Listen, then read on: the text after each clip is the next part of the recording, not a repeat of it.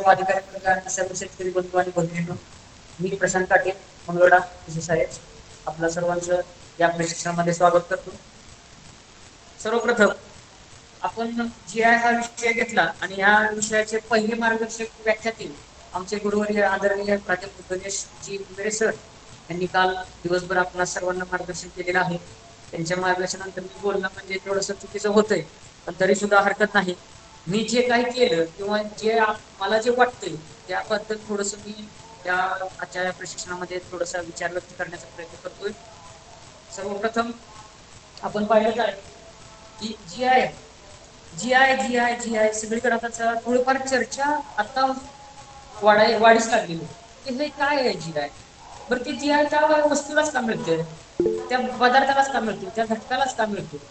तर ह्या पद्धतीनं ती वस्तू ती घटक आपल्या भागात असू शकतो का, आपल्या भागातला तो पदार्थ येऊ शकतो का, प्रत्येकाच्या मनामध्ये तो प्रश्न निर्माण होणं साहजिकच आहे. आणि त्यासाठी म्हणून जितकं ह्या जी आयच्या संदर्भात प्रचार आणि प्रसिद्धी हा फार मोठा घटक आहे की जो आपल्या देशाला सक्षम बनवण्यासाठी कारणीभूत होऊ शकतो. त्याचबरोबर आपण तो म्हणतो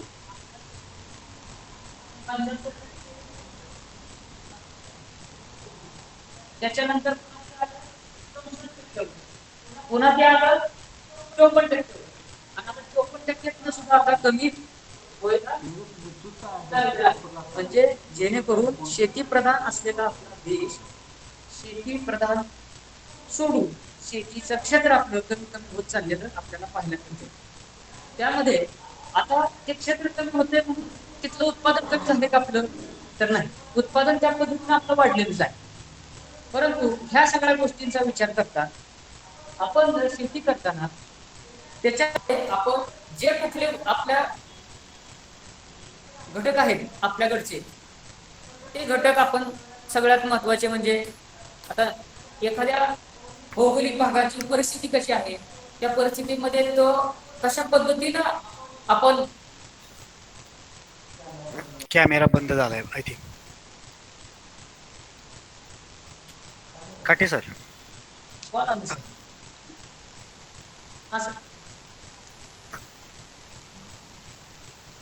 तर आपण बौद्धिक संपदा अधिकार बौद्धिक संपदा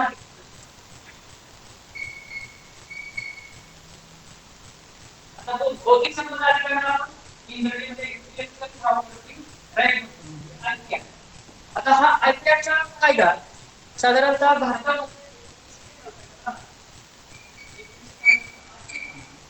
आणि त्या 1999च्या कायद्यामध्ये रूपांतर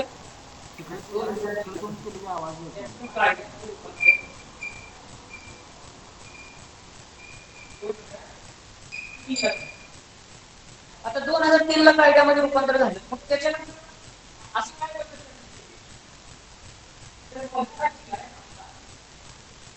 आवाज आवाज तर जरा जवळ जवळ जर कॅमेरा ठेवला तर आवाज व्यवस्थित येईल. तुम्ही माईक फळ्याकडे केला ना तर आवाज थोडासा क्लिअर येत नाही. किंवा तुमच्या जवळ तुमचा दुसरा फोन जर आहे तो जर जवळ खिशात ठेवून तुम्ही हे केला तरी बरं होईल.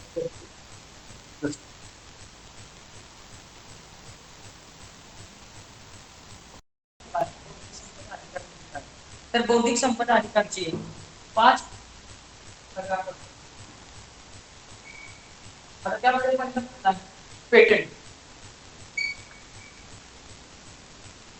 आता पेटंट कशासाठी आपण समजतो, पेटंट काय म्हणून समजतो, एखादी नवीन गोष्ट आहे ती इनोव्हेशन केलेली आहे आणि इंडस्ट्रियल ऍप्लिकेशनला लायबल आहे, अशा पद्धतीने असं आपण ऍप्लिकेशन देतो. आणि मग हे आपण जे नवीन इनोव्हेशन केलेलं आहे किंवा नवीन संशोधन केलेलं आहे आणि ते संशोधन एखाद्या उद्योगासाठी आपण अप्लिकेबल असेल तर त्याच्यासाठी आणि जेव्हा आपण जे संशोधित केलेलं आहे ती गोष्ट इतर कुठल्याही भागामध्ये ती भले भारतातील असो किंवा पूर्ण जगामधील असो तिथं कुठंही ह्याच आपल्यासारखं कुठं गोष्ट जर आढळत नसेल तर त्याला त्या व्यक्तीला त्या वस्तूचं त्या संशोधनाचं पेटेंट मिळू शकतं. त्याच्यानंतर दुसरा घटक आहे कॉपीराइट.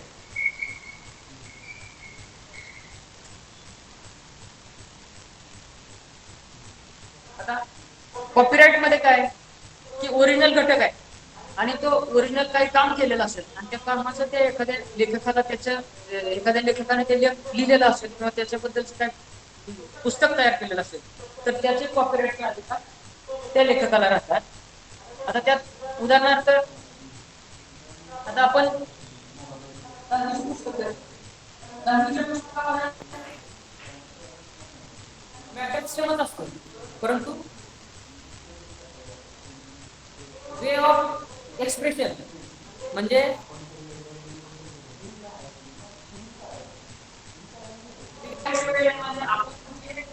सादरीकरण करतो सादरीकरणामध्ये पद्धती सर आवाज क्लिअर येत नाही. हॅलो, हा सर क्लिअर. आवाज क्लिअर येत नाहीये. बरं हॅलो. ठीक. कॅमेऱ्याच्या सोलापूरचा आंबा खाल्ला तरी आपल्याला त्या चव कळते. म्हणजे प्रत्येकाच्या व्हरायटीमध्ये प्रत्येकाच्या त्या आंब्याच्या चवीमध्ये फरक आहे. तसंच मंगळवेढ्याची ज्वारी आहे. मंगळवेढ्याची ज्वारी घेतली आपण तिची चव वेगळी आहे. त्याचबरोबर तुम्ही दुसऱ्या भागातनं ज्वारी खाल्ली तर त्याची चव वेगळी येते. म्हणजे त्या भूभागातला त्या विशिष्ट पदार्थ. मग आता तो विशिष्ट पदार्थ कशा पद्धतीने राहतोय तर त्या भूभागातील माती त्या भूभागातील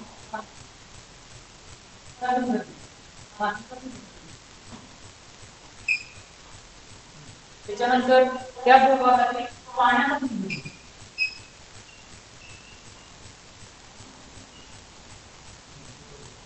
त्यानंतर त्या भूभागातील हवामान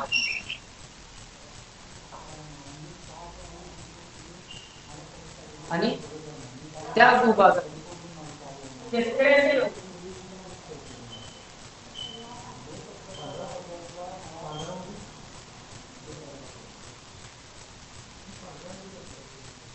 दिसते आपल्याला. पहिला गोष्ट आहे मातीचे गुणधर्म आहे, पाण्याचा गुणधर्म आहे, हवामान आहे, शेतकऱ्याचं व्यवस्था. म्हणजे ह्या सगळ्या गोष्टी एकत्रिकरण करून आपण जे उत्पादित शेतमाल करतोय त्याचा रंग, वास, चव वेगळी येते आणि ते वेगळे पण आपण सिद्ध केल्यानंतर आपल्याला त्या भूभागासाठी ती गोष्ट ते उत्पादन भौगोलिक समजते. म्हणजे अशा पद्धतीने आपल्याला तो GI मानांकन म्हणतो आपण त्याला. आणि ते म्हणजे आपल्याला त्या भूभागाला दिलेला एक क्वालिटीचा टॅग आहे. मग आता अशा पद्धतीने जर आपण GI मानांकन केलं, मग आता GI मानांकन करण्यासाठी आपल्याला काय काय गोष्टी केल्या पाहिजे तर त्या आपण बघूया पहिल्यांदा.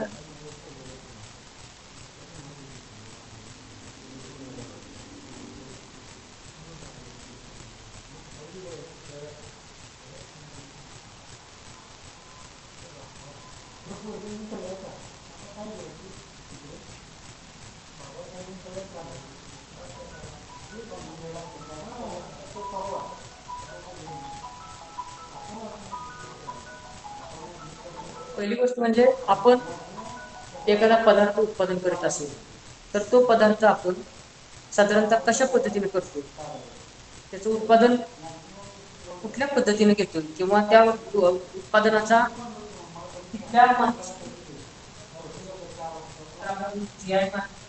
उदाहरणार्थ मंगळवेढ्याची ज्वारीचे उदाहरण आपण घेऊया. तर GI बरं कशासाठी आपण GI मिळवण्यासाठी तर पहिल्यांदा आपल्याला त्या भूभागाची शेतमाल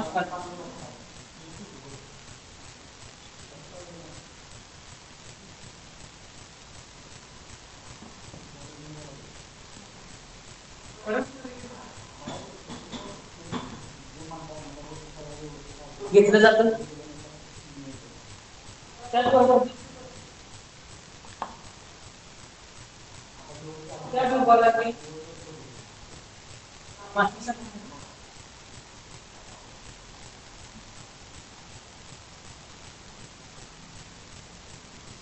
त्या भूभागातील पाण्याचा त्या भूभागातील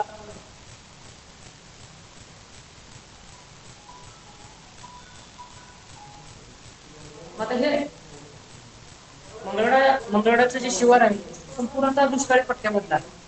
आणि तिथं फक्त खरीपामधलं कुठलंही पीक न घेता फक्त रब्बी मधली ज्वारी घेतली जाते. आणि मग अशा वेळेला एकच पीक घेतलं असल्यामुळं त्या जमिनीमध्ये त्या जमिनीचा कस टिकून राहिलेला असतो. आणि दुसरी गोष्ट ती जी काळी जमीन आहे ती साधारणतः 50 ते 60 फूट खोल काळी जमीन आहे. म्हणजे निसर्गाने जेव्हा पाऊस पडतो पावसाचं प्रमाण अत्यंत कमी आहे. 519 मिलीमीटर आपला पाऊस पडतो. परंतु जो पडलेला पाऊस आहे तो पावसाचं पाणी त्या 40 ते 50 फूट माती आहे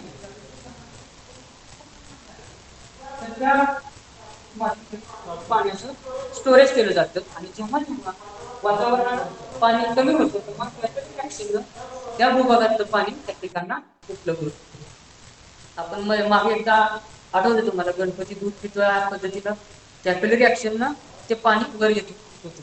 तर कशा पद्धतीनं पाणी त्या पिकाला मिळतं आणि तेथील वातावरणामध्ये साधारणतः थंड वारे वाहले जातात आणि जेव्हा ढगाळ वातावरण तेव्हा आणि मग त्याची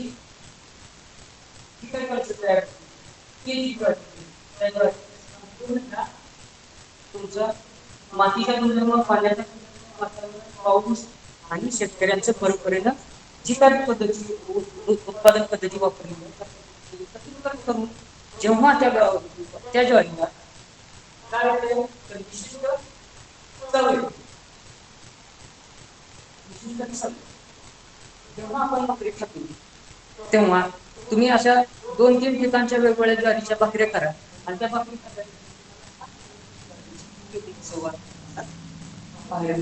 दुसरी गोष्ट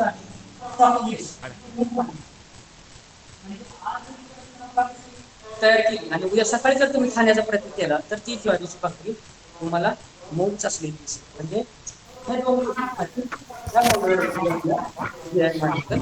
मिळालं. तर अशा पद्धतीने आपण साठी अर्ज सांगितलं.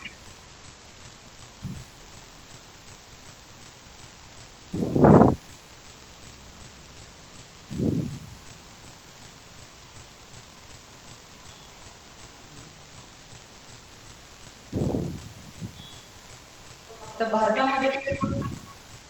भारतामध्ये एकूण जी आहे 111 जी आहे त्यापैकी 30 जी आहे आपल्या महाराष्ट्रातील आहे त्यातील 23 जी आहे फक्त आपले कृषी उत्पादनाशी निगडीत आहे. म्हणजे उत्पादनाशी निगडीत असलेले 23 जी आहे.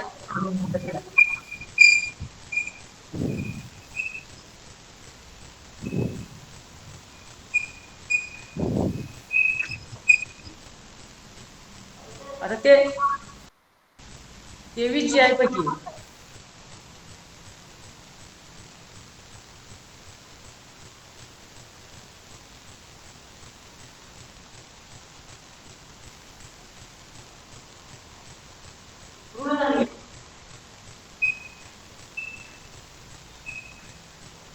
तृणधान्यापैकी एकूण आपल्याला 5 जी आहे.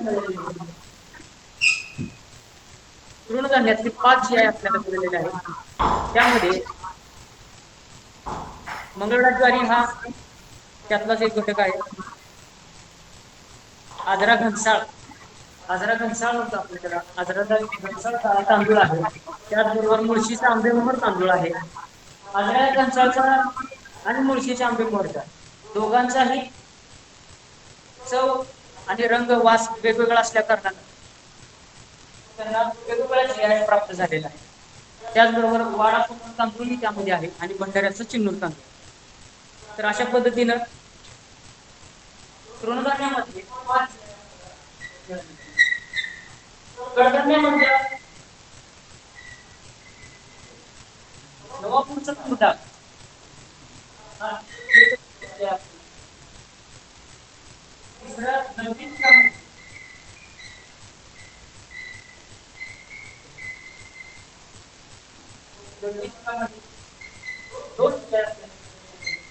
ते 2 जे आहे म्हणजे वायगावची हळद आणि सांगलीची हळद. आता आपण विचार करतो की वायगावला पण हळद मिळालेली आहे आणि सांगलीला पण हळद मिळाली. मग ह्या दोन्ही हळदी तर एकच आहे, पण मग वेगवेगळ्या GI द्यायचं कारण काय? तर हा प्रश्न पडणं साहजिकच आहे. तर सांगलीची हळद त्याचे कुठे पर्सेंट आणि वायगावचे हळद त्याचे कुठे आणि सांगलीची हळद हे आपण सिद्ध केल्यानंतर मग आपल्याला तो GI मानांकन आपण GIचं टॅग आपल्याला मिळू शकतो. आता वायगावच्या हळदीमध्ये कुर्कुमिन % 5% पेक्षा जास्त आहे. 6% आहे. 6.5% कुर्कुमिनचं पर्सेंटेज वायगावच्या हळदी. तिचा रंग गडद आहे. त्यानंतर सांगलीचा पिवळसर रंग असतो. म्हणजे अशा पद्धतीनं गवती पिकामध्ये वायगावची हळद आणि सांगलीची हळद हे घेतले जाते. जास्त GI आहे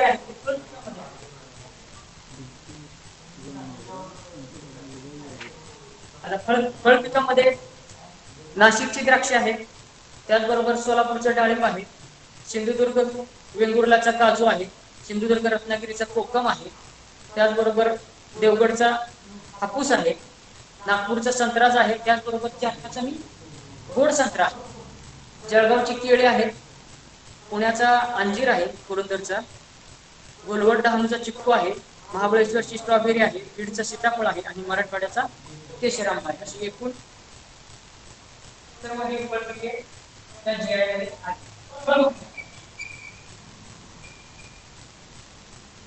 फळभाज्यामध्ये लासलगावचा कांदा आहे,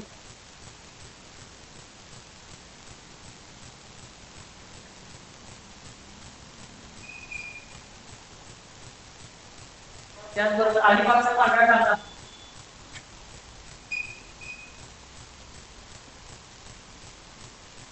त्याचबरोबर भिवापूर,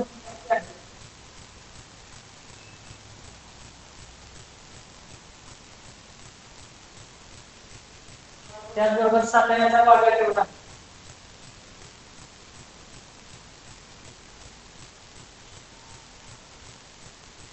आणि जळगावचे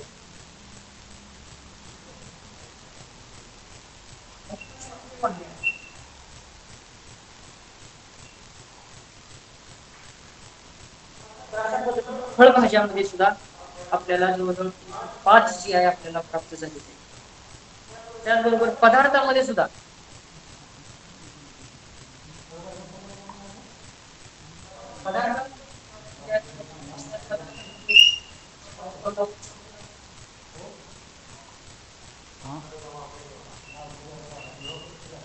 पदार्थ पंचगंगेचं विशिष्ट क्षेत्रातलं जे पाणी आहे त्या पाण्याच्या गोड पाण्यावर जो ऊस उत्पत्ती झालेला आहे तेवढ्या पुरतच तो त्याचा गुण चांगला होतो.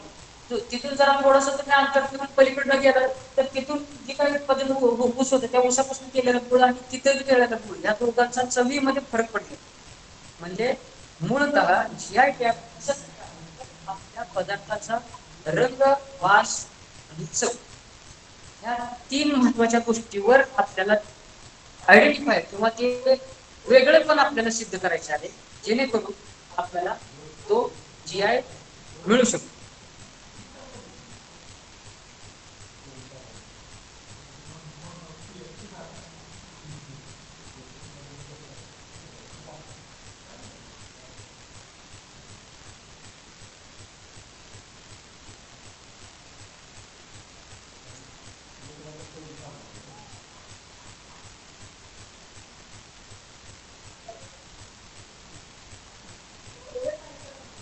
महाराष्ट्रामध्ये 300 गोष्टी आहेत का महाराष्ट्रामध्ये ते GI प्राप्त होऊ शकतात, आणखी होऊ शकत नाहीत का?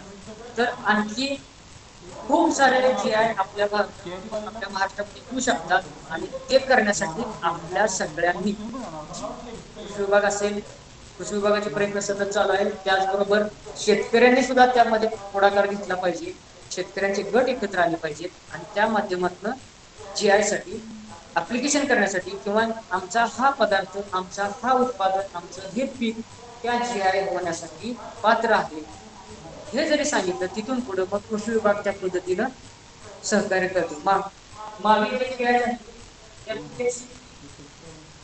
त्या अंतर्गत त्याला फंडिंग झालं आणि मग त्या फंडिंगच्या माध्यमातून ते GI आपले उभे राहिले.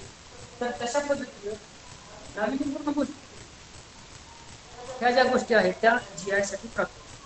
मग GI मध्ये आपण पाहतो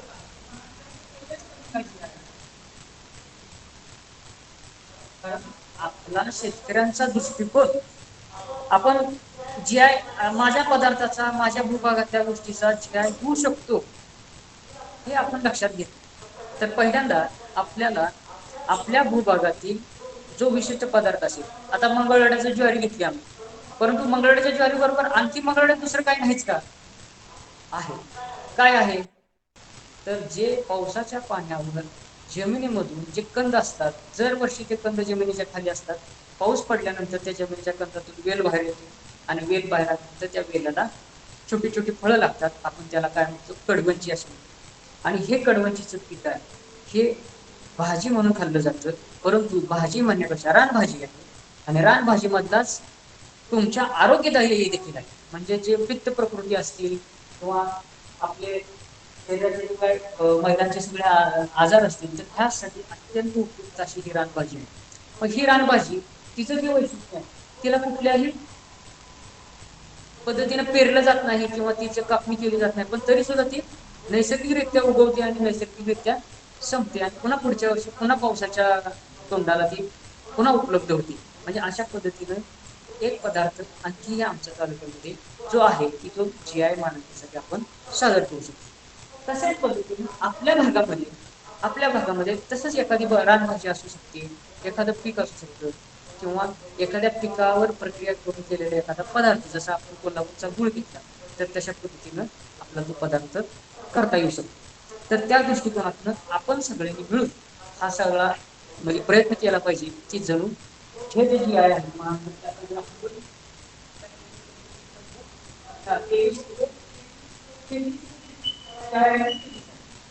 इतर जे आहे ते पैठणची पैठणी असेल, सोलापूरची चादर असेल, इथला टॉवेल असेल, त्याचबरोबर पुण्याची पगडी असेल, तर ह्या पद्धतीनं ते पदार्थ निर्मितीमध्ये सुद्धा आपल्याला GI मिळू शकतो. आणि काही गोष्टी असेल की आर्टिफिशियल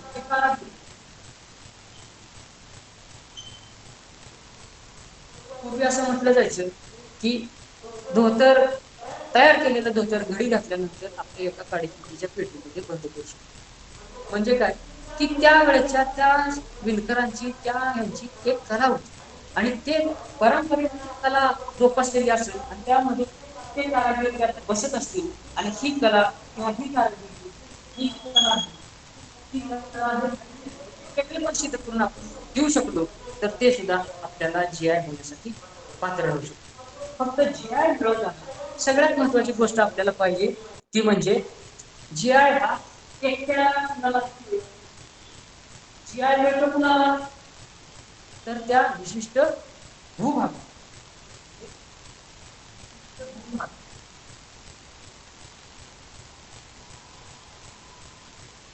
आणि त्या विशिष्ट भूभागात राहत असलेले शेतकरी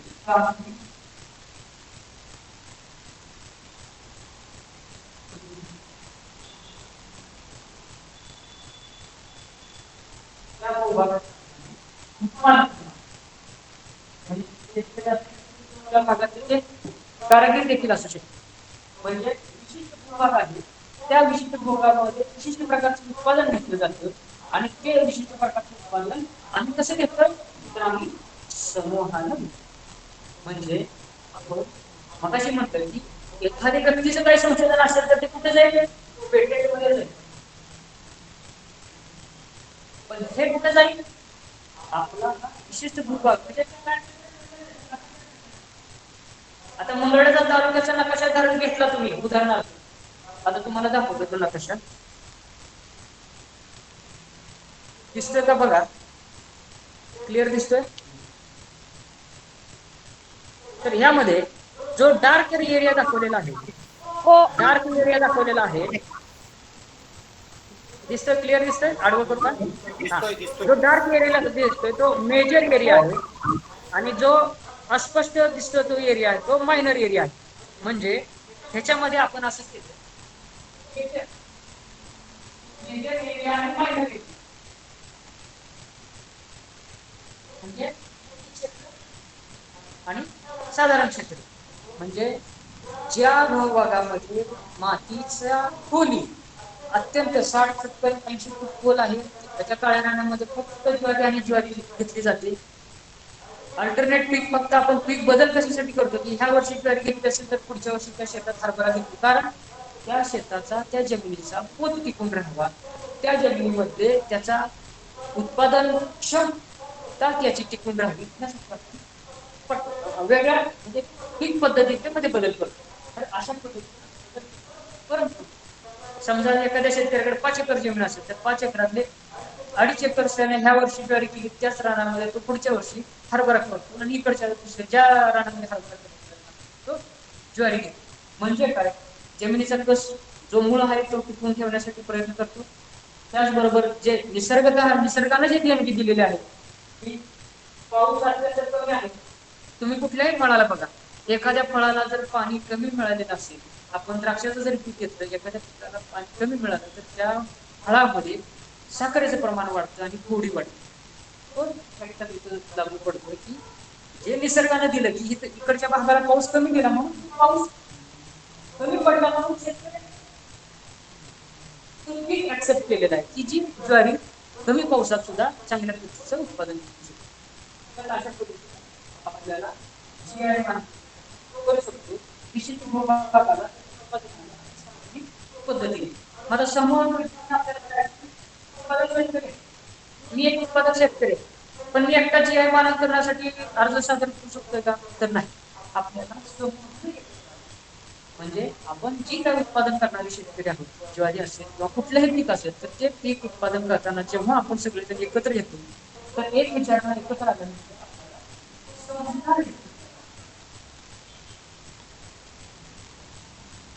संस्थेची नोंदणी एक महाराष्ट्र शासनाच्या कृषी विभागाचा आत्मा एक आहे, त्या आत्म्याकडे आपण त्याची फी आहे ती फी भरून आपण नोंदणी करू शकतो त्या गटाची शेतकरी समूह. त्याचबरोबर दुसरी आपण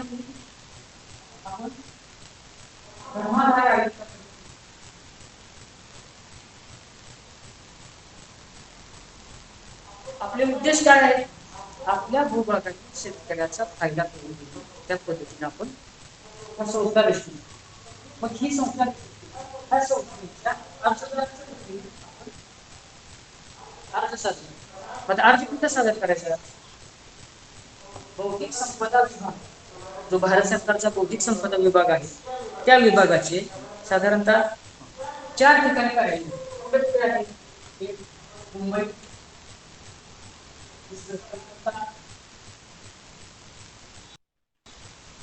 तिसरा आहे चेन्नई,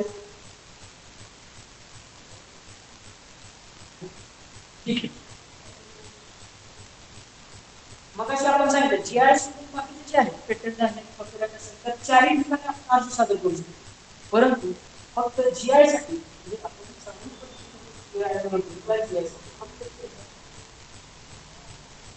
केलं तर त्या पद्धतीने आपण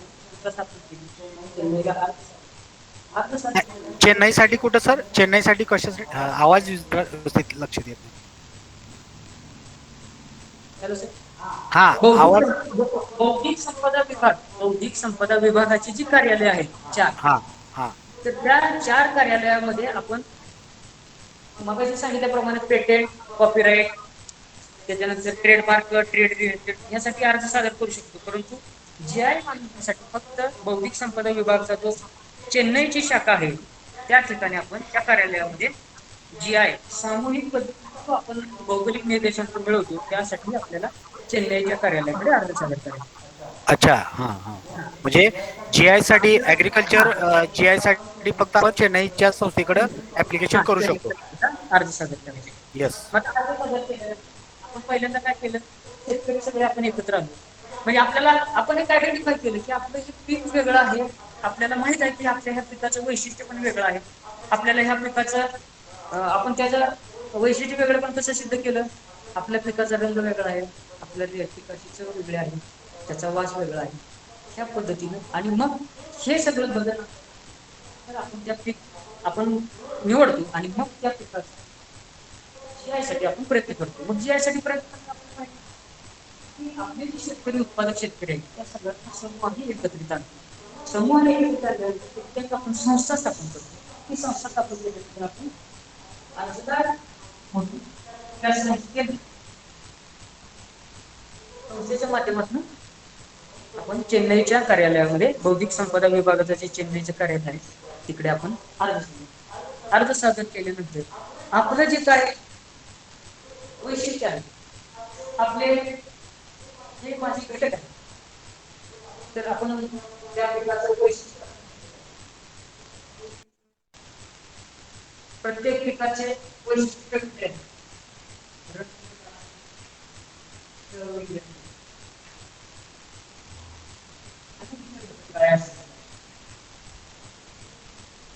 आपल्या जगामध्ये काय आलं सव वेगळे आहे आणि विज्ञान घटकामध्ये काय आलं तर मऊ मध्ये तर अशा पद्धतीने आपल्याला ते आयडेंटिफाय केल्यानंतर आज आपण सादर करतो आणि ते आज सादर केल्यानंतर त्या अर्जाबरोबर आपल्याला हे कसं वेगळे आहे ते सिद्ध करावं लागतं आणि मग ते सिद्ध करून आपण ते GI मानकाचे फाईल केल्यानंतर व्हेरीफाय करायचं खरंच आहे का तिचं पीक दुसरीकडे कुठं अजून घेतलं जाते का घेतलं जात नसेल तर ते ठीक आहे ह्या प्रकारचा ह्या शिवाय दुसरीकडे कुठे ह्या प्रकारची चव वाढवून घेत नाही असे जेव्हा ते सिद्ध होईल तेव्हा ते आपल्याला GI मानांकन प्राप्त होते. आता GI मानांकन मध्ये आपण मागे असण्याची कारण काय तर पहिली गोष्ट म्हणजे बौद्धिक संपदा अधिक बौद्धिक संपदा माहिती करतो.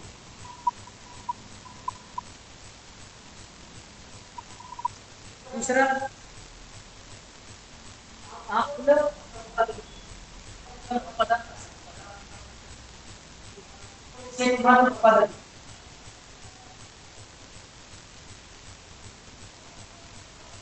GI करण्यासारखं योग्य आहे किंवा नाही ह्याबद्दल सशंकता शेतकऱ्यांच्या मनामध्ये किंवा त्या भागातल्या उत्पादकांच्या मनामध्ये आहे त्याच्यामुळं त्या गोष्टी समोर येत. दुसरी गोष्ट आहे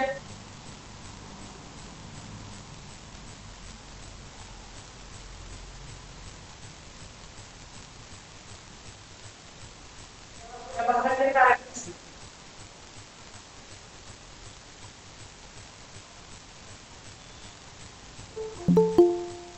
बऱ्याचशा गोष्टी ते चांगल्या पद्धतीने हस्तकला असेल किंवा कुठल्या पद्धतीची मूर्तिकला असेल किंवा काय असेल त्या गोष्टी त्यांच्याकडे त्या परंपरेने आलेल्या असतात वडिलोपार्जित आले असतात त्याला एक काय म्हणतो आपण हिस्ट्री एक असते त्या पद्धतीची परंतु ते सगळं ज्ञान फक्त ते परंपरेने त्यांच्या कुटुंबाशी मर्यादित राहते ते वाईटली म्हणजे पसरवलं जात नाही किंवा त्यांच्या पुरतं मर्यादित राहिल्यामुळं ते जर आपण जगासमोर वेगळ्या पद्धतीने मांडलो की आमचं आमची वेगळे पण आहे त्या वस्तूचं वेगळे पण आपण सिद्ध करू शकतो तर आपण त्या भागाची कारागिरी जी असते जे काय एखादा पदार्थ निर्माण करत असेल किंवा वस्तू निर्माण करत असेल तर ती कारागिरी सुद्धा एकत्रित केली जसा शेतीसाठी GI घेतला तसा त्या नवीन केलेल्या वस्तू कारागीर GI घेऊ शकतो.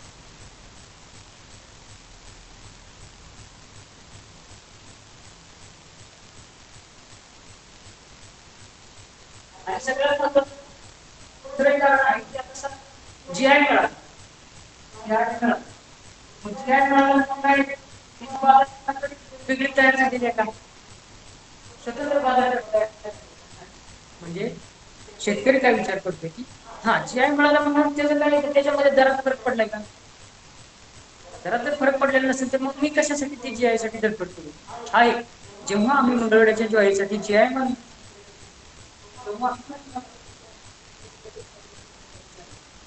आहे ना आता 30 रुपये भाव आहे 35 रुपये भाव आहे मग अजून काय वेगळा भाव मिळणार आहे त्या GI मध्ये तुम्ही कशासाठी ते GI साठी धडपड करता कशासाठी एवढी पळापळ करायची काय करत नाही म्हणजे एक मानसिकता म्हणजे आपल्या GI मध्ये आपण महाग असण्याच्या कारणाबद्दल एक कारण हे आहे की शेतकऱ्याची त्या पद्धतीने झाली की आपल्याला वेगळी बाजारपेठ कुठं आहे का आपल्याकडे नाही. आजच्या घडीला सुद्धा जीआय साठी कोणत्याही प्रकारची स्वतंत्र बाजारपेठ उपलब्ध नाही. आणि ती जर आपल्याला जर बाजारपेठ स्वतंत्र उपलब्ध केली तर काही अजून जे जीआय झालेले नाहीत ते शेतमालाचे जीआय संख्या वाढण्यास मदत होणार आहे. मग आता ह्या जीआयचं काय उपाययोजना केली अपेक्षित आहे तर बौद्धिक संपदा अधिकारामध्ये जागरूकता.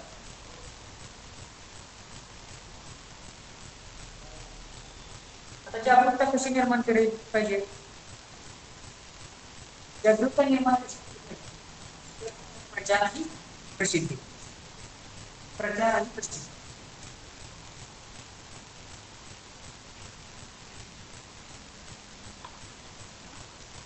आता प्रचार आणि प्रसिद्धी वृत्तपत्रातून असेल, मीडियातून असेल किंवा आपल्या ह्या ऑनलाईन ट्रेडिंग सारख्या संस्थेच्या माध्यमातून असेल ही जागरूकता निर्माण करणं अत्यंत गरजेचं आहे. युरोपियन राष्ट्रांचा विचार केला गेला तर त्याचे हजारोच्या संख्येने जी आहे शेती संदर्भात संदर्भात परंतु तर याच्या आपल्या भागातील आपल्या लोकांची जागरूकता कमी आहे. त्याच्यानंतर दुसरा घटक आहे आपलं उत्पादन पदार्थ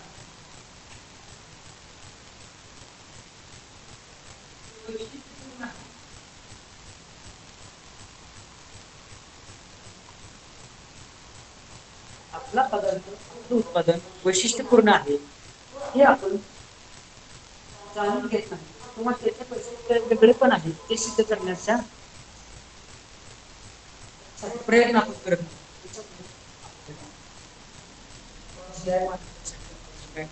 आपण मागे पडतो त्या पद्धतीने आपण गेलं पाहिजे त्या पदार्थाची घटक आहे तो घटक आपण सिद्ध करून दाखवला पाहिजे तरच आपल्याला ते जीआयची संख्या आपण वाढवू शकतो.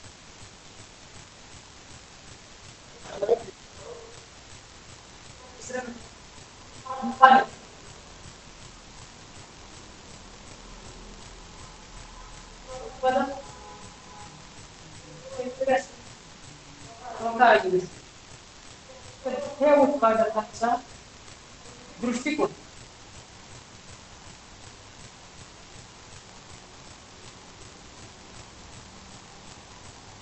सगळ्यात महत्वाचा. जर दृष्टिकोन आपला पदार्थ आपण अतिशय चांगल्या वेगळे कृषी जीआय मानवसाठी आपण आज सादर करू शकतो.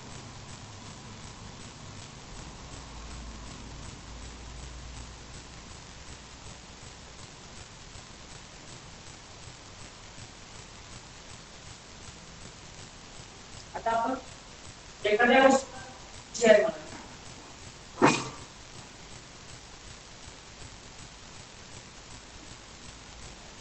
म्हणा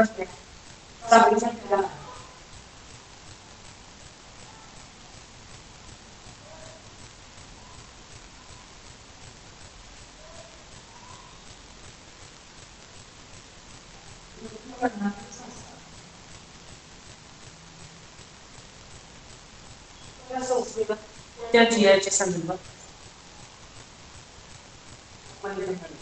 मग त्या संस्थेला जीआय मिळाला म्हणजे आपलं काम झालं नाही तर त्या संस्थेचं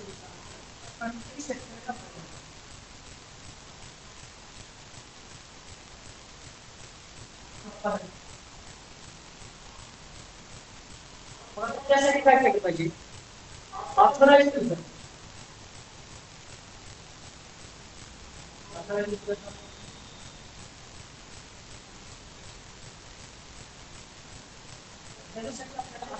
होण्यासाठी काय गरज आहे म्हणजे जसं आपण जीआयच्या पदार्थाचा त्या संस्थेला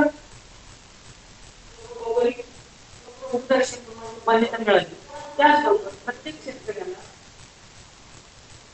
तो उत्पादक असल्याचा पुरावा सादर करून त्याला सुद्धा आपल्याला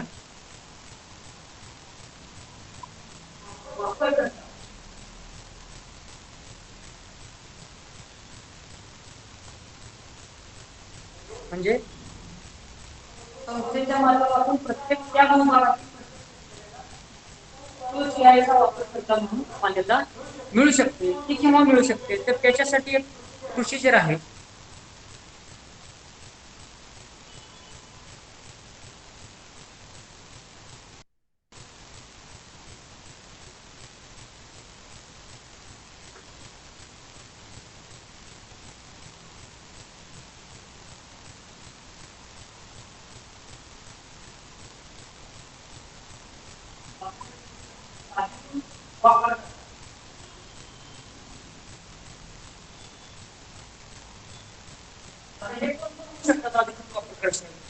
तर त्या संस्थेच्या माध्यमातून त्या भूभागातील जेवढे काही शेतकरी असतील जे तो शेतमाल उत्पादन करीत असतील ते सर्व शेतकरी त्या भूभागामध्ये सर्व राज्यातील शेतकरी उत्पादन करणारे शेतकरी हे वापरकर्ता होऊ शकतात. मग ह्याच्यासाठी आपल्याला काय आवश्यक आहे तर पहिलं की आपण उत्पादनाची गुणवत्ता म्हणजे आपल्याला ज्या गोष्टीच्या आधारे ज्या विशिष्ट घटकाच्या साठी ज्या विशिष्ट आपल्याला जो GI मिळालेला असतो ज्या संस्थेला GI मिळालेला असतो तो GI मिळवण्यासाठी ही जी गुणवत्ता आहे ती गुणवत्ता टिकवून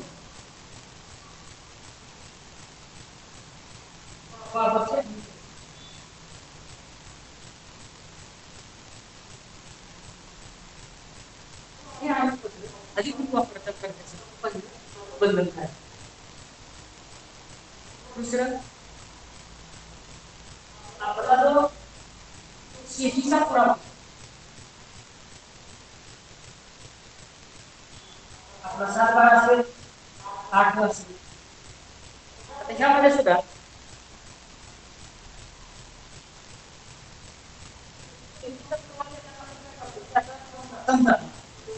माझी शेती 2 एकर आहे आणि मी ज्वारीचं उत्पादन 2 एकरामध्ये घेतो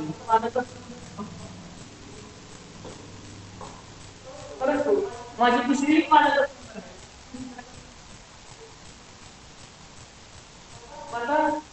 आपण अधिकृत वापरकर्ता म्हणून जेव्हा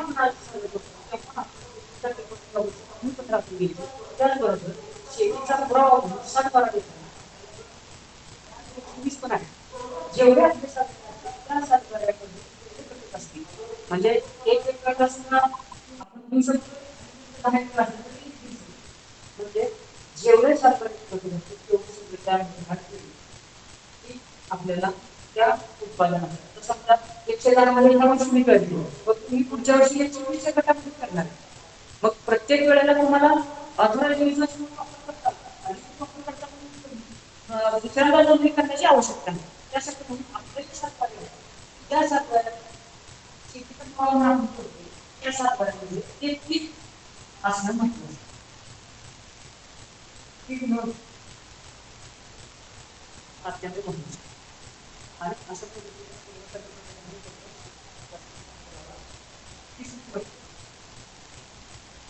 आपलं आधार कार्ड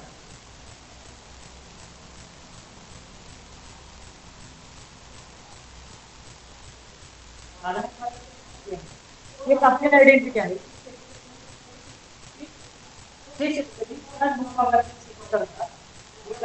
त्यांची ती ओळख आहे आणि वैयक्तिक माहिती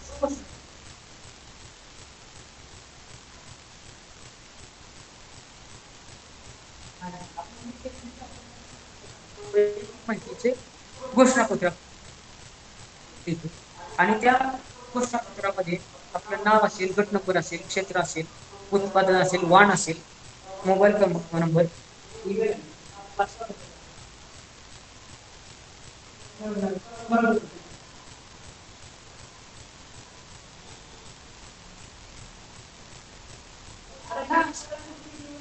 आपल्याला प्रमाणपत्र मिळू शकतं तुम्हाला मी एक प्रमाणपत्र इथे दाखवतो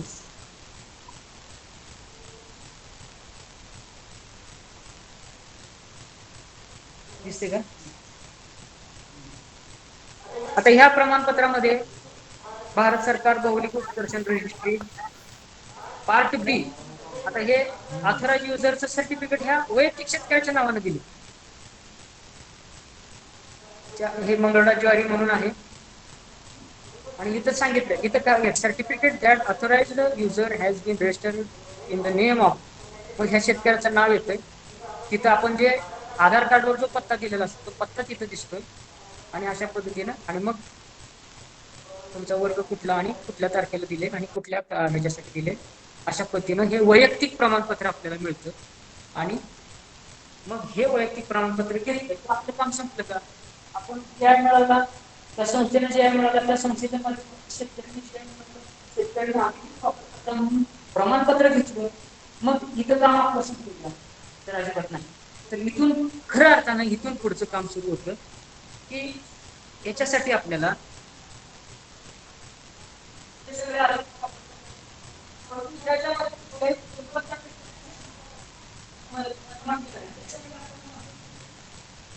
उत्पादन घेतो त्या उत्पादनात कुठल्याही प्रकारची भेसळ आढळून नये किंवा आपण केलेलं उत्पादन दुसऱ्या कुठल्या तरी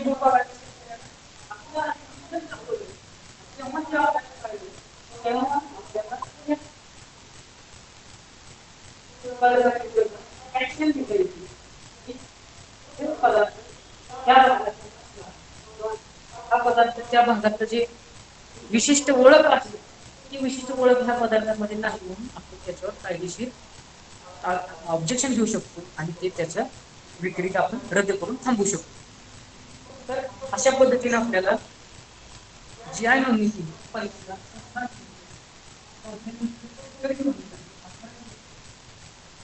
आता उत्पादनाला सुरुवात केल्यानंतर हे उत्पादन घेतलेलं आहे तर ह्याला नियंत्रण कोण? नियंत्रण अशा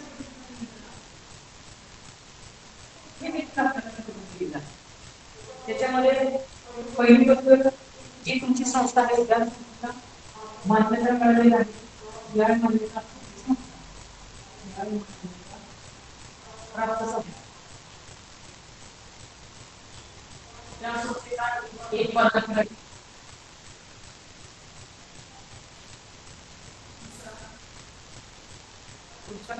उत्पादक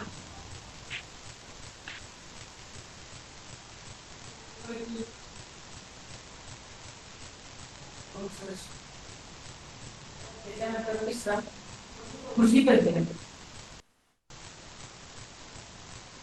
आपल्या भागातील कृषी विज्ञान केंद्र असतील, संशोधन केंद्र असतील, ते शास्त्रज्ञ आणि चौथा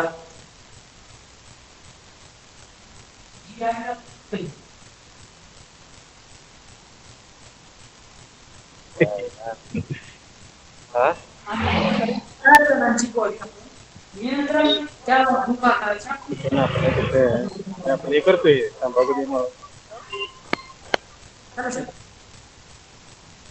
अशा पद्धतीने मान्यताप्राप्त संस्थेचा एक पदाधिकारी घेऊ शकतो आपण.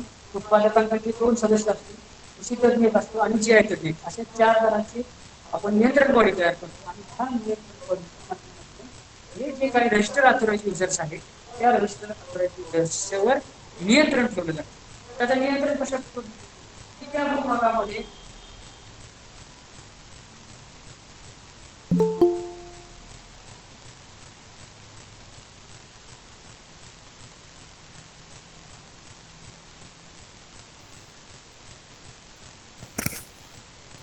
रेंजचा प्रॉब्लेम दिसतोय सर जरा.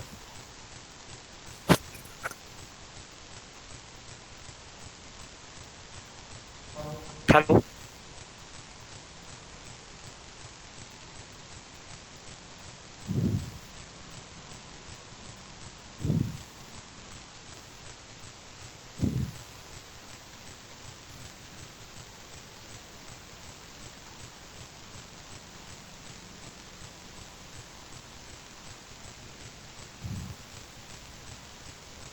सर आवाज येत नाहीये. नेट बहुतेक नेट इश्यू काही तर.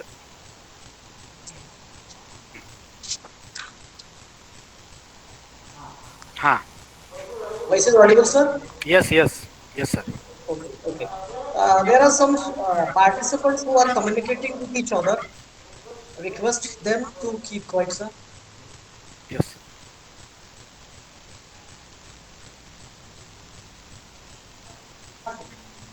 तर आपण नियंत्रण बॉडी म्हणतो त्या भूभागातील त्या विशिष्ट भूभागातील आता सांगलीचा बेदाणा असेल, सांगलीचा हळद असेल किंवा कोल्हापूरचा गुळ असेल किंवा महाबळेश्वर स्ट्रॉबेरी असेल, तर ह्या जी काही पदार्थ त्या भूभागापुरती आहे त्या भूभागापुरती नियंत्रण बॉडी आपण कार्यरत करणं आवश्यक आहे. त्या नियंत्रण बॉडी जी संस्था आहे ज्या संस्थेला ज्या संस्थेने जी आय मानकांसाठी अर्ज सादर केला आणि त्या संस्थेला जी आय मिळाला त्या संस्थेचा पदाधिकारी एक किंवा दोन, त्याचबरोबर आपल्या भूभागावर चांगल्या पद्धतीचं उत्पादन घेण्यासाठी उत्पादक शेतकरी आणि नंतर मग कृषी तज्ञ जे आपल्या कृषी विज्ञान केंद्र असतील किंवा आपले विद्यापीठाचे संशोधन केंद्र असतील त्यापैकी जे प्रवीण शास्त्रज्ञ असतील ते कृषी तज्ञ म्हणून, त्याचबरोबर चौथा जी आयचे तज्ञ म्हणजे जी आयच्या संदर्भात माहिती असलेली जी आय तज्ञ अशा हा ऑथराइज युजर्स म्हणजे ज्या संस्थेच्या माध्यमातून उत्पादन वापरकर्ता शेतकरी वापरकर्ता उत्पादक जे आहे ऑथराइज युजर्स ते शेतकरी कशा पद्धतीने उत्पादन घेतात हे पाहिलं जातं. त्याच्यामध्ये प्रामुख्याने आपण जे उत्पादन जे जी आय प्राप्त असलेलं जे उत्पादन आहे ते उत्पादन त्याच गटामध्ये घेतात का ते पाहिजे. त्याचबरोबर ते उत्पादन घेताना तिथं दुसरी व्हरायटी पेरली जाते का, दुसरी व्हरायटी उत्पादित केली जाते का ते पाहिलं की जेणेकरून हा जी आय म्हणजे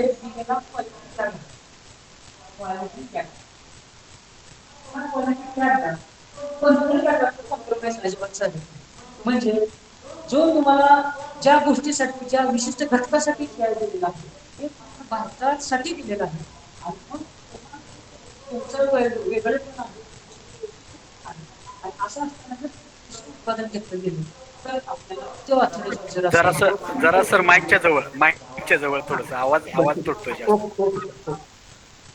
आपण ही नियंत्रण बॉडी कशासाठी वापरतो तर आपण उत्पादन घेताना जो उत्पादित शेतमाल आहे तो शेतमाल खरोखर त्याच पद्धतीने घेतला जातो का. आता आपल्या वेगवेगळ्या पिकांसाठी उत्पादक जी आहे आपल्याला प्राप्त झालेली आहे. आता उदाहरणच घ्या मंगळवाडीची ज्वारी घेतली तर त्या ज्वारीमध्ये मंगळवाडीची ज्वारी जी मूळ परंपरेनं पिकवत आलेले शेतकरी आहेत, परंपरेनं ते बियाणं वापरत आलेले आहेत, तेच ज्वारी आपल्याला पेरणं आवश्यक आहे. जर एखाद्या शेतकऱ्याने ऑथराइज युजर्स म्हणून मान्यता मिळवलेली असेल आणि त्यानं दुसरी व्हरायटी कुठली तरी दुसरे व्हरायटी आता फुले परभणी मोती असेल, परभणी क्रांती असेल, अशा व्हरायटी आपण जर मंगळवाड्यामध्ये त्यानं लावल्या त्याच्या शेतामध्ये लावल्या आणि ते जी आय प्रॉडक्ट म्हणून त्यानं विक्रीचा प्रयत्न केला तर त्याला त्याचं जे ऑथराइज युजर्सचं जे सर्टिफिकेट आहे प्रमाणपत्र आहे ते रद्द करता येतं, त्याच्यावर ऍप्लिकेशन घेता येतं. आणि म्हणून जे आपण क्वालिटी टॅग म्हणतो आपण की जो जी आयच्या नावानं टॅग देतोय आपण की हे भारतातल्या जेवढे कोण ग्राहक असतील त्या ग्राहकांना भारताबाहेरचे ग्राहक असतील त्या ग्राहकांना आपण अशी हमी देतो की हे जे उत्पादन केलेलं आहे ते आमच्या भूभागातील विशिष्ट पूर्ण घटकच आहे. आणि असं असताना जे क्वालिटी टॅगला आपण सपोर्टिंग म्हणून जेणेकरून चांगल्या पद्धतीचं शुद्धता गुणवत्ता ही टिकून राहिली पाहिजे अत्यंत आवश्यक. तर अशा पद्धतीने आपण संस्था शेतकरी नोंदणी करेल त्या शेतकरी त्या बॉडीच्या आपण जे उत्पादन केलेलं आहे मग त्या उत्पादन केलेल्या शेतमालाला बाजारपेठेमध्ये आपण पोहोचतो आणि मग तो शेतकरी तो असेल तर तो आपला वापरू शकतो. आणि जेव्हा जिआयचा टॅग वापरतो तेव्हा त्या मालाची 100% खात्री आणि शुद्धता आहे, कारण ते वेगवेगळ्या चाचणीतून बाहेर आले. अशा पद्धतीने आपल्याला जीआयचे प्रोडक्ट मार्केटमध्ये आणले जातात. तर अशा पद्धतीने आपण हे करतोय. आता आपल्याला शेवटचा 5 मिनिटं राहिलेले आहेत त्याच्यामध्ये जीआय मुळे विपणनातील संधी. आता काय संधी आहे आपल्याला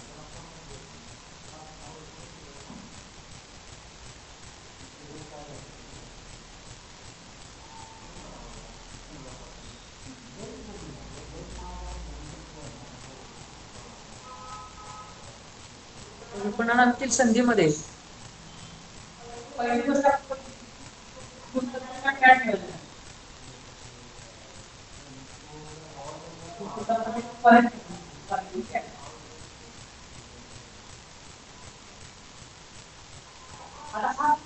क्वालिटी काय कसा आपण किती शेतकऱ्यांचे उत्पादन केलं आपण त्याचं प्रमाणपत्र घेतलेलं आहे आणि त्याच्यानंतर ते उत्पादन करतात त्याच्यानंतर त्यांच्या नियंत्रण बॉडीच्या चाळणीमधून ते पदार्थ आलेला आहे मग ते पॅकेजिंग झाले आणि मग त्याच्यावर शिक्का बसलाय म्हणजे गुणवत्ता त्याग म्हणजे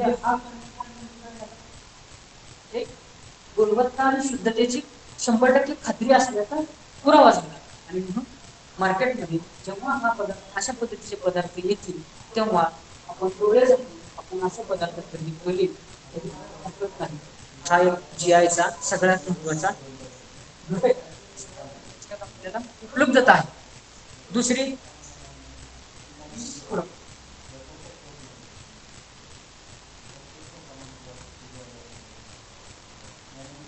आता ही विशिष्ट ओळख काय काय देते त्या भूभागाची वैशिष्ट्यपूर्ण ओळख म्हणजे आता आपण महाबळेश्वरची स्ट्रॉबेरी इतर ठिकाणी उत्पादन होते परंतु आपण काय म्हणतो की महाबळेश्वर स्ट्रॉबेरी वेगळेच राहते चव चांगली. तर ही एक आहे ओळख. त्या दृष्टिकोनातून सुद्धा आपल्याला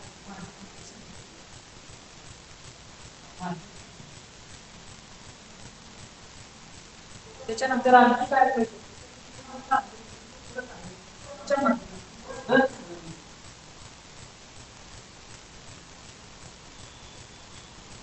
आता दर चांगला मिळतोय उदाहरणार्थ सांगतो तुम्हाला की आमच्या मंगळवेढ्यात जी ज्वारी उत्पादन केली जाते त्या ज्वारीला मंगळवेढ्यातच ग्राहक जास्त म्हणजे जो एकदा ती ज्वारी खातोय तो शेतकरी पुन्हा दुसऱ्या व्हरायटीच्या पिठाची भाकरी सुद्धा खायला इच्छुक राहतो कारण का की त्याला ते खात राहून त्याची चव इतकी सवय पडलेली असते ती मला तीच ज्वारी पाहिजे तर असे जे ग्राहक आहेत त्या ग्राहकांना दर देण्यास काही अवघड वाटत आता आमच्याकडे जो आहे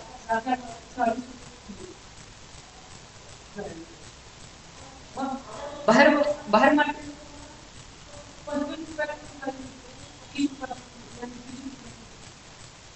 परंतु तिला 20 रुपयाची ज्वारी खाऊन मला ती चव मिळत नाही मला 25 रुपयाची ज्वारी खाऊन मला ही चव मिळत मला 30 रुपयाची ज्वारी खाऊन मला चव मिळत मला तुमच्या स्पेशल एरियामधली जी काही ज्वारी आहे ती ज्वारी मला पाहिजे म्हणजे चांगला दर आपल्याला मिळू शकतो फक्त ती पोहोचवणं गरजेचं उदाहरण निघालं म्हणून सांगतो 2000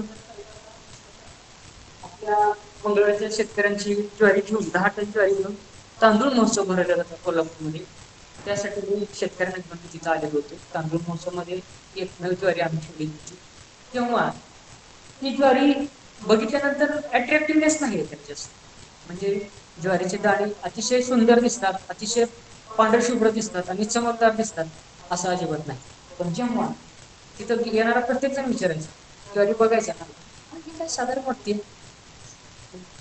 त्याच्यानंतर दुसरी एक बार्शीची ज्वारी होती पांढरी शुभ्र असायची हा ही खूप टपोरी आणि सुंदर दिसते चांगली दिसते रंग चांगला आहे परंतु माणसाचा रंगाच्या ऐवजी जर चवीमध्ये आपण गेलो तर त्याला दर मिळू शकतो मग त्या वेळेला आम्ही असं सांगितलं आज तुम्ही 1 किलो घेऊन जावा त्याची भाकरी करून खावा आणि मग आम्हाला दुसऱ्या दिवशी तुम्ही मग घेऊन जावा तर अशा पद्धतीने आम्ही केलं आणि 10 टन ज्वारी आम्ही त्या कोल्हापूरमध्ये संपवली हे कारण आहे की फक्त आपण ते पदार्थ किंवा तो घटक पटवून देण्यामध्ये पण सक्सेस झालं पाहिजे खरोखर आहे माझ्या ज्वारीला चव आहे माझी ज्वारी दिसण्यात चांगली दिसत नाही परंतु माझ्या ज्वारीला चव आहे तुम्ही एकदा खाऊन बघा आणि हे जोपर्यंत ग्राहकापर्यंत आपण पोहोचत तेव्हा तोपर्यंत आपल्याला चांगला दर मिळत नाही दुसरी गोष्ट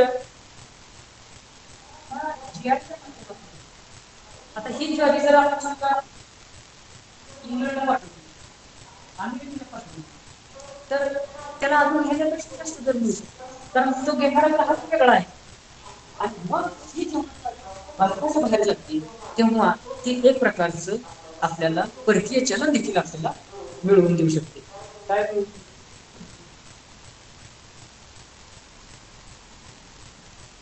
त्याच्या योगदानामध्ये आपला शेतकऱ्यांचा पण हातभार लागू शकतो एवढं पोटेन्शियल एवढी संधी आपल्याला जीआयच्या माध्यमातून शेती उत्पादन मिळू शकते. त्याचबरोबर त्या विभागातील पर्यटनाला चालना मिळते.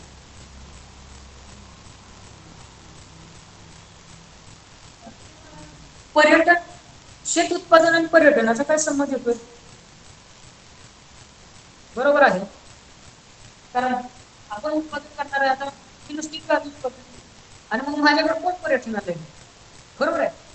अगदी बरोबर आहे. परंतु जेव्हा आपण ही ज्वारीचा हुरडा तयार करू, जेव्हा म्हणजे ते हुरड्यामध्ये येते आणि तेव्हा मग आपण ते हुरड्याचे साधारणतः शेतकरी ते ठराविक एक ठिकाण निसर्गरम्य ठिकाण तयार केलं आणि तिथे तुम्हाला हुरड्यासाठी बोलवलं आणि तुम्ही ते हुरड्याची परिस्थिती भाजून जर दिली तर तो हुरडा साधारणतः आज मार्केटला ₹100 ते ₹200 पर्यंत किलो चालतो. म्हणजे आपण तिथं काय केलं, पहिली गोष्ट न खाणारा वर्ग तिथं आला म्हणजे पर्यटन झालं. तिथं येऊन ते तुमची जी ज्वारी आहे त्या ज्वारीचा हुरडा खाल्ला. आज तो हुरडा ₹200 किलो घेऊन खाल्ला. म्हणजे आपण मार्केट पोटेन्शियल निर्माण केले. त्याचबरोबर आणखी महत्वाची गोष्ट आहे, बोगस पद्धतीला आळा बसतो.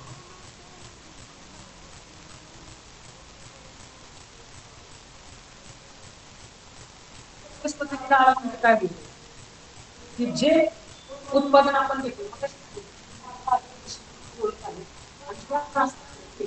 त्या तुमच्या त्या ज्वारीच्या पाकिटामध्ये एखाद्या केली तर त्याच्यावर ऍक्शन घेऊन त्याचं जे काही ऑथराइज युजर सर्टिफिकेट आहे ते रद्द केले जाते. त्या माणसाला पुन्हा कधी ऑथराइज युजर संधी मिळते. म्हणजे बरोबर ग्राहकांना उच्च दर्जाचे त्याचबरोबर चांगल्या गुणवत्तेचा पदार्थ मिळतो आणि कायदेशीर अधिकार मिळालेला आहे. जो क्वालिटी टॅग आहे त्या टॅग मार्केट संधी चांगल्या पद्धतीनं उपलब्ध होऊ शकते. मग आता ह्या मार्केटची संधी जसं संधी आहे तसं वाढवत नाही. जे त्या विपणनामध्ये याचे पदार्थ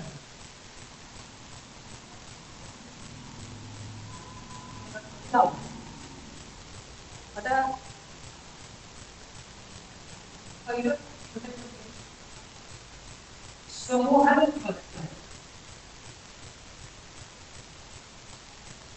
बरोबर समूहाने उत्पादन घेतो आपण आणि समूहाने उत्पादन घेताना प्रत्येक जण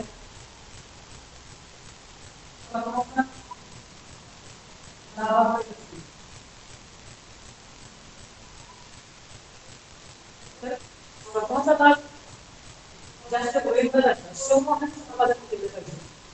समूहाने मार्केटमध्ये बाजारपेठेत तरच आपल्याला त्याचा चांगल्या पद्धतीने लाभ होऊ शकतो.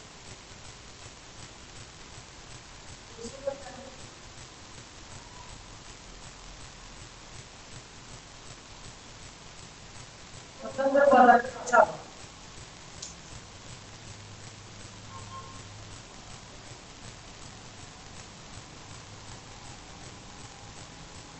उदाहरणार्थ सोलापूरमध्ये डाळिंब चांगल्या पद्धतीने पिकवलं जातं.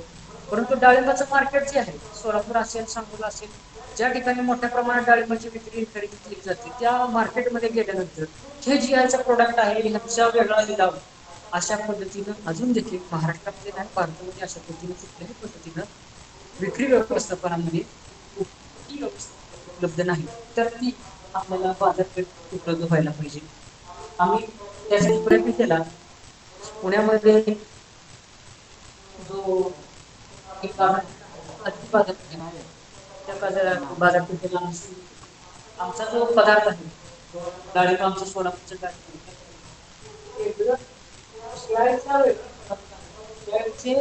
ऑथराइज युजर सोबत असेल तर त्याचा वेगळा नियम केला पाहिजे.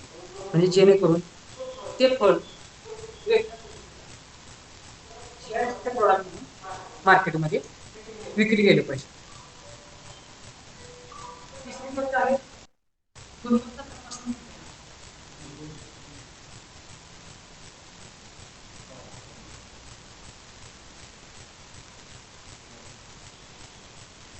मगाशी पाहिलं गुणवत्ता तपासणी यंत्रणा आपण बघितली की त्या पद्धतीने कशा प्रकारे सगळे घटक एकत्र आले पाहिजे ही जी गुणवत्ता तपासणी यंत्रणा आहे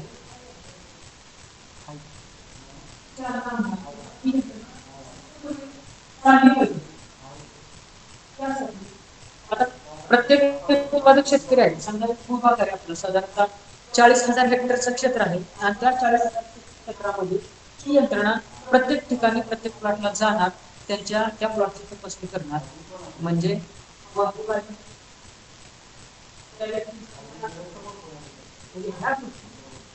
प्रत्येक उत्पादक शेतकऱ्यांना त्या गुणवत्ता तपासणी आर्थिक सहकार्य त्या पद्धतीनं त्याची जी तथ्य असेल आपण ते तपासणीची फी म्हणतो वाढ तपासणीची फी आहे देणं गरजेचं आहे आणि त्यासाठी म्हणून गुणवत्ता तपासणी उत्तम पद्धतीने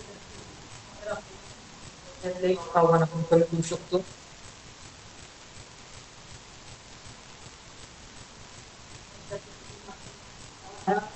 याच्या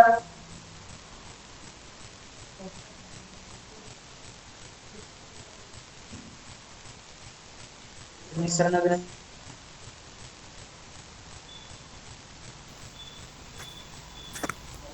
हॅलो सर आवाज गेलाय जरा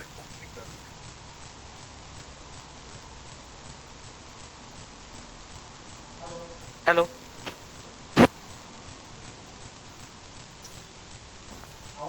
आवाज गेलाय सर आपला आवाज येत नाहीये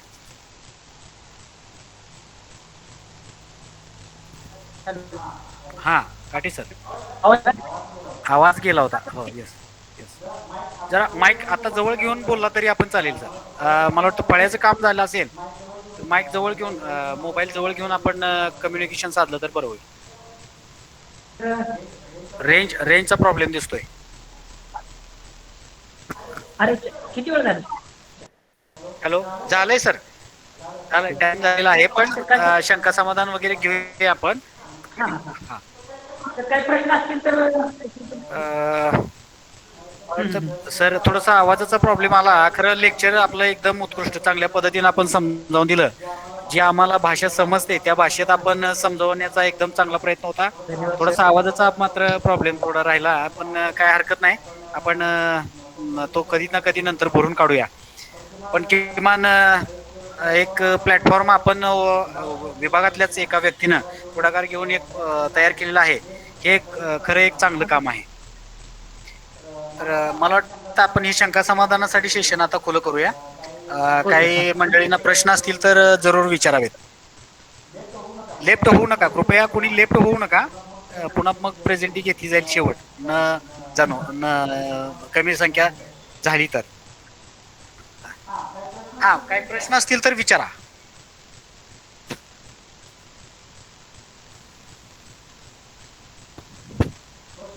प्रश्न घ्या का कंपल्सरी करूया प्रश्न विचारायला बसा की बसून करा सर बसून सर बोलू शकता येस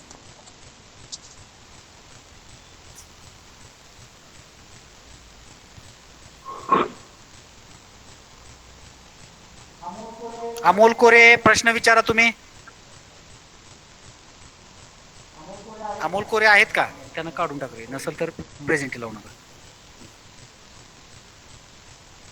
हॅलो सर हा बोला तुम्ही काय प्रश्न विचारा जे रिस्पॉन्स देणार नाहीत त्यांना मी लेफ्ट करणार लगेच नाव घेणार मी रॅन्डम हा बोला बोला सर मी शावडीत नाही हा हा सर आपल्या इथं पण मागच्या वर्षी रामबाजी महोत्सव चांगल्या प्रमाणात केला होता ह्या वर्षी पण केलाय आता जसं सरांनी सांगितलं की रानभाज्यांना किंवा ह्याला सुद्धा एक वैशिष्ट्य जे आहे मानांकन मिळू शकते त्याबद्दल जरासं थोडक्यात आणि जरासं सांगितलं तर मला जरासं येऊ हा सर कुठली रानभाजी म्हणले सर सर आता इथं बऱ्याच वेगवेगळ्या प्रकारचे आहेत जसं की बाबा कपाळपोळी म्हणून एक चांगल्या प्रकारची इथं आपल्या इथं हे मिळते रानभाजी अजून बऱ्याच कपाळ पुढच्या तर त्यासाठी आपल्याला काय करता येण्यासारखं आहे? आता सर बघा, आपल्याला कपाळपुडीसाठी पण करता येईल. फक्त काय हा. आहे की ती कपाळपुडी जी रानभाजी आहे ती रानभाजी मॅक्झिमम एरियामध्ये म्हणजे आपल्या बहुतांश भूभागामध्ये उत्पादन तिचं असणं अत्यंत आवश्यक आहे. म्हणजे हा. कसं आहे की आणि ती जी उत्पादन करतोय आपण रानभाजी हा. किंवा ती उपलब्ध आहे आपल्या, आता समजा बांधावर असेल किंवा पडीक जमिनीवर मॅक्झिमम आपल्याला ती उत्पादन तिचं सध्या येते कपाळपुडीचं. हो बरोबर आहे. हो हो. हा, तर आपण जे आता शेती करतो त्या शेतीच्या आसपासचा जे पडीक जमीन असेल किंवा बांध असेल, बांध बंदिस्त असेल किंवा त्या भागावरती कपाळपुडी उत्पादन होते.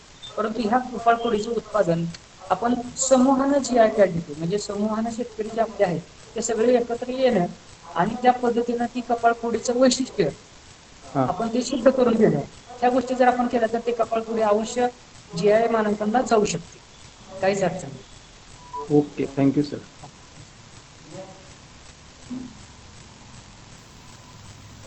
कसं आहे कोरे साहेब, एक लक्षात घ्या की ते कमर्शियल प्रॉडक्ट होऊ शकेल एवढी त्याचं पोटेन्शियल पाहिजे.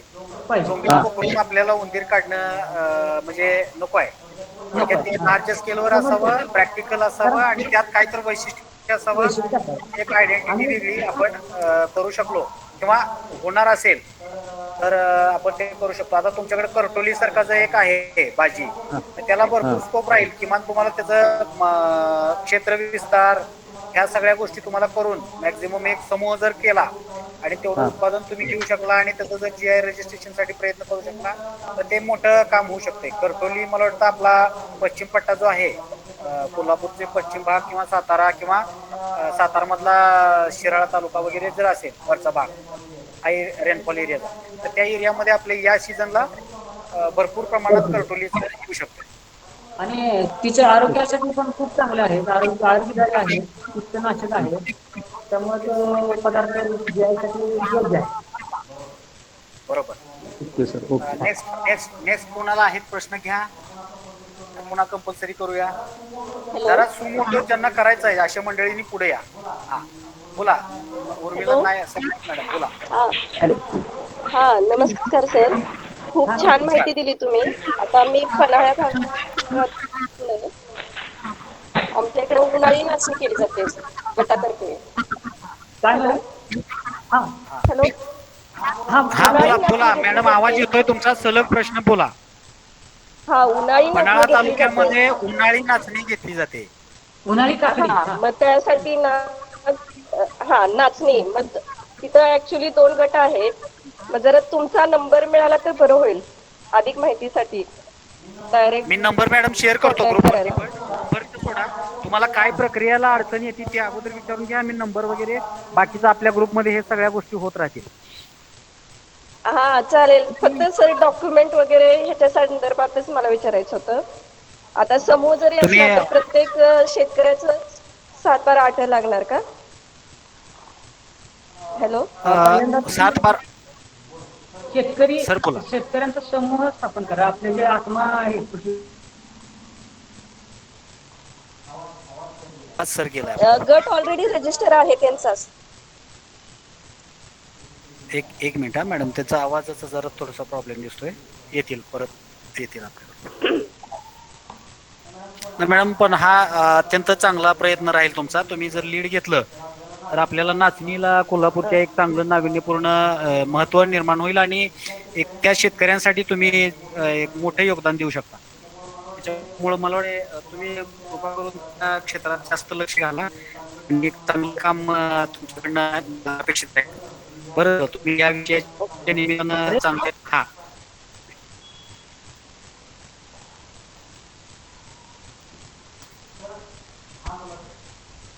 हॅलो.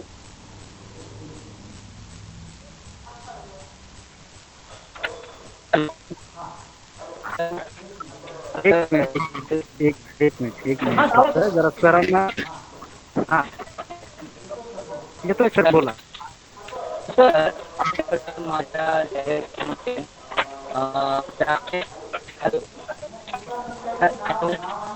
नाव आणि मुख्यालय वगैरे व्यवस्थित सांगा, जेणेकरून प्रश्न व्यवस्थित हे करता.